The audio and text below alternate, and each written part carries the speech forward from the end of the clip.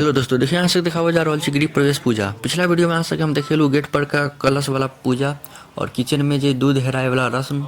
जे सब नहीं देखने है वो वीडियो जाकर जरूर देखब, बहुत निक लागत। और एहि में आगा के विधि विधान सब देखाबै छी। देखियो हवन भ गेलै बढ़िया से। हम हवन पर हमहूँ बैसल रहिए, भाई के बैसना जरूरी रही है, तो हम वीडियो नहीं बना पेलू, हवन में बैसल रहिए। आ चलो अहाँ सबके आरती के देखाबै छी।